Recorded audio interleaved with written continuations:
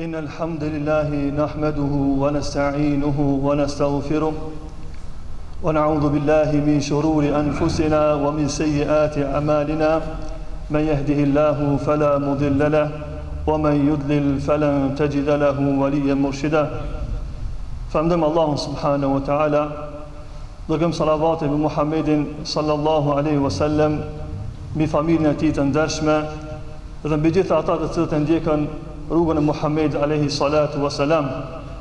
Dëshmojmë se nuk ka të adhuruar me të drejtë përveç Allahut subhanahu wa taala dhe po ashtu dëshmojmë se Muhammedi alaihi salatu wasalam është rob dhe i dërguari i Allahut subhanahu wa taala.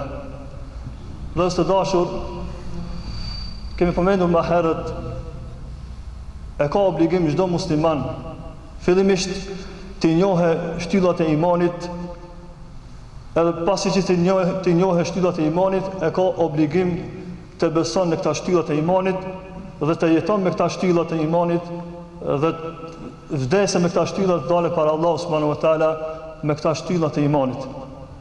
Kemi folur më herët për besimin në Allahun subhanahu wa taala, besimin në melaqet, besimin në librat e Allahut, besimin në pejgamberët e Allahut. Kemi folur disa hutbe për besimin në ahiret, që ahireti kishte disa stacione.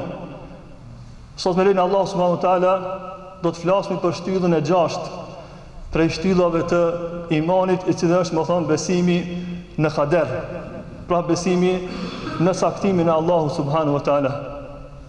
Ka shumë argumente nga Kurani famulart dhe në hadithet pejgamberit alayhi salatu wassalam, ku na mëson pejgamberi alayhi salam për këtë shtyllë prej shtyllave të imanit. Thot Allah subhanahu wa taala në Kur'an: "Inna kulla shay'in khalaqnahu bi qadar." Çdo gjë, thot Allah subhanahu wa taala, e kemi krijuar me kader, me një caktim të plotë që i takon Allahut subhanahu wa taala. Pejgamberi alayhi salatu wassalam thot: "Kataba Allahu al-maqadir al-khalaiqa qabla an yakhluqa as-samawati wal-ard bi 50,000 sana." Thot pejgamberi alayhi salatu wassalam, Allahu i ka shkruar, i ka caktuar gjërat para se me kriju qiellin dhe tokën 50,000 vite më herët, pra gjitha i ka regjistruar Allahu subhanahu wa taala. Po ashtu pejgamberi alayhi salatu wassalam i mësoi sahabët për këtë shtyllë, jo vetëm sahabët e mëdhej. Pejgamberi alayhi salatu wassalam dha mësoi këtë shtyllë të imanit edhe fëmijëve të vegjël. Tregon një hadith ku pejgamberi alayhi salatu wassalam një ditë Abdullah ibn Abbasit ja mësoi disa fjalë. Një ndër fjalët që ja mësoi pejgamberi alayhi salatu wassalam Abdullah ibn Abbasit ishte edhe kjo shtyllë, pra besimi në kader. Pejgamberi alayhi salam i tha Ibn Abbasit: "Wa'lam anna al-ummata law ijtama'at ala an yanfa'uka bi shay'in lam yanfa'uka illa bi shay'in qad kataba Allahu lak."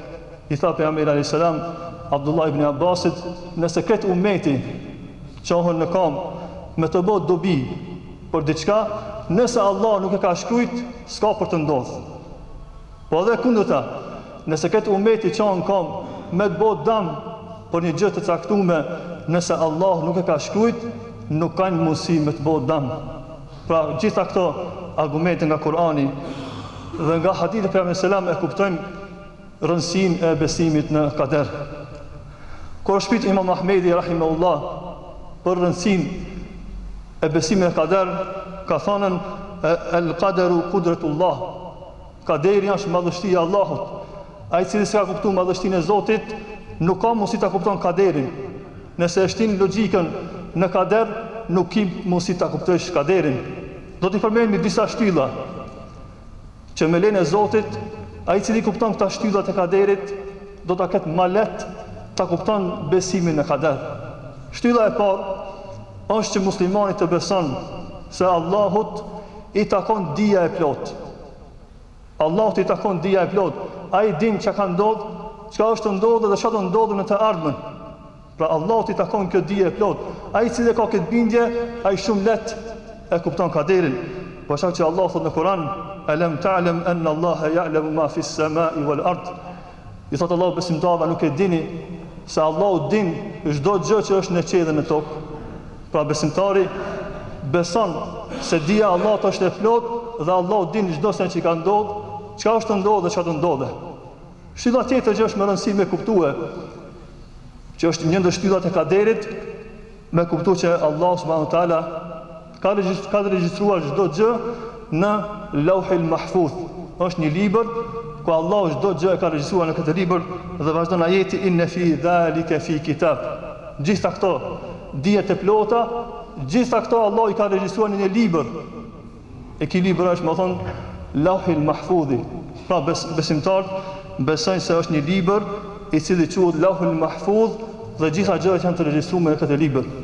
Po ashtu për gjërave që është më rëndësi me ditën, para se me kuptu kaderin, është që Allah t'i takon vullneti i plot, dëshira e plot, çka don Allah u bën, besimtar duhet të beson në këtë shtyllë, por me pas ma let me besu në kader. Thot Allah subhanahu wa taala wa rabbuka yakhluqu ma yasha'u wa yakhtar. Allahu krijon çka të don ai dhe ai zgjedh. Pra Allah t'i takon me zgjedh dhe ai që kupton se Allah t'i takon zgjedhja e plot, ai ka shumë let me besue në kader.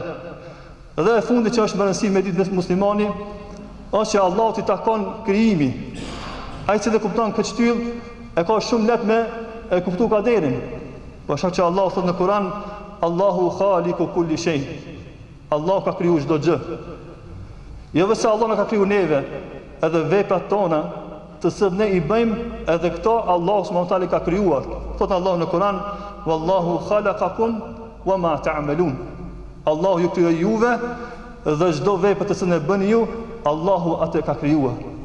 Pra gjitha këto argumente flasin për madhështinë e Allahut subhanahu wa taala dhe se muslimani duhet të beson në kader.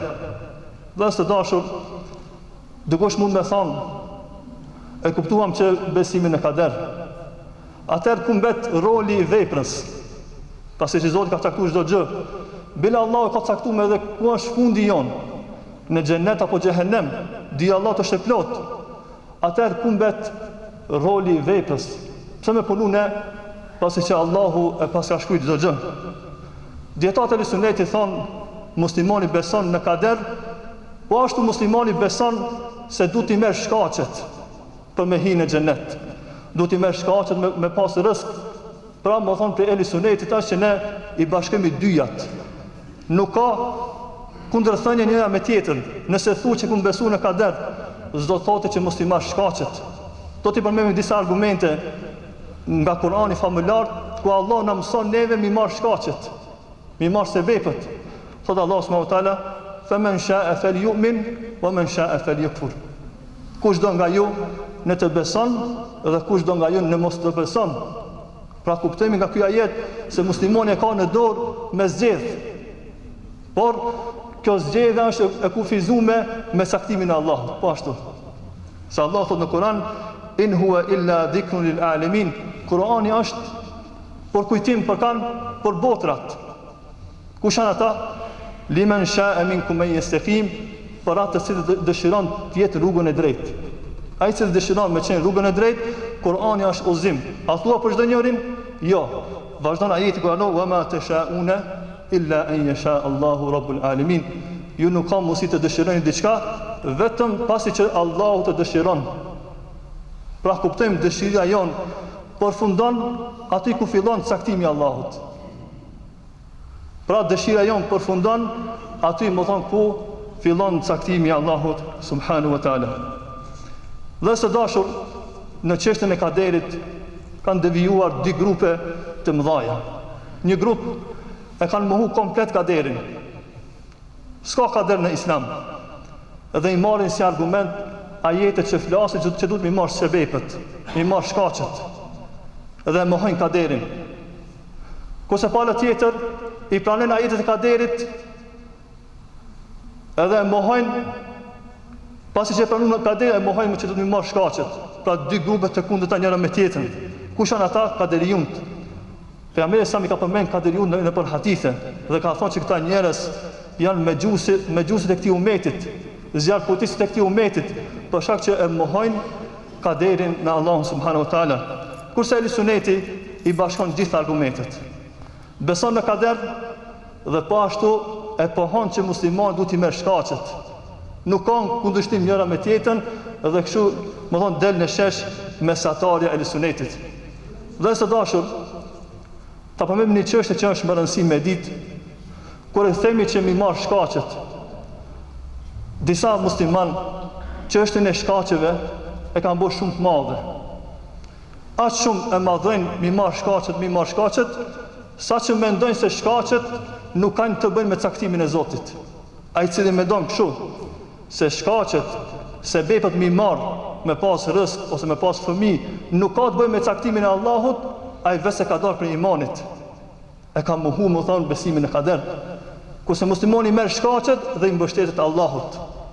Pra në këtë formë Ehli Sunneti e vërteton besimin e kader. I merr shkaqet, por më thonë nuk i madhron shkaqet aq tepër saqë më thonë e mohon caktimin e Allahut subhanahu wa taala. Më në fund të përmendemi disa dobi që ka për atë musliman i cili ka besuar në kader. Dobia më kryesore është që me besimin e kader e ki të saktë edhe besimin në Allah, besimin në melaqe, besimin në librat e Zotit. Por ai i cili mohon një shtyrë për shtyllat e imanit, ai e ka mohu komplet imanin. Për të arsye themi, çdo shtyrë e ka pozitën e madhe. Nëse njëra mohohet, gjitha tjerat më thonë janë të mohume. Dhe për këtë arsye pejgamberi sa më thotë për kaderiunt, el kaderiyatu majusu hadhihi al-umma. Kaderiunt, ata që mohojnë kaderin, janë majusët e këtij umetit. Edhe thotë pejgamberi selam, in maridu fala ta'uduhum, nëse ata sëmurën, mos i vizitojni. Pra, kush mohon kaderin, mes me vizitu kur të smuhet. Shikoni çfarë kërcënimi thotë pejgamberi alayhis salam, wa in matu fala ta'uduhum, edhe nëse ata vdesin, mos shkoni, mos prezantoni në xhenaze. Pra, del në shesh rëndësia e besimin në kader. Po ashtu një ndër dobit e besimin në kader është që muslimani shtohet bindja. Kur e sheh se Allah ka caktuar çdo gjë, i shtohet bindja në mbështetjen e Allahut subhanahu wa taala. Edhe këtë dobi më thonë e ka besimin në kader. Po ashtu besimin në kader, një ndër dobit e besimin në kader është që muslimani e shëron mendjemasin, e shëron vetpëlqimin. Kur ta di se Allah ka caktuar me pas një pozitë të caktuar, kur ta di se prej Allahut ka ardhur ky nimet, atë do të jesh më modest. Kurse ai cili janë mbështet vetes mirësitë e Allahut, ai bëhet më i madh.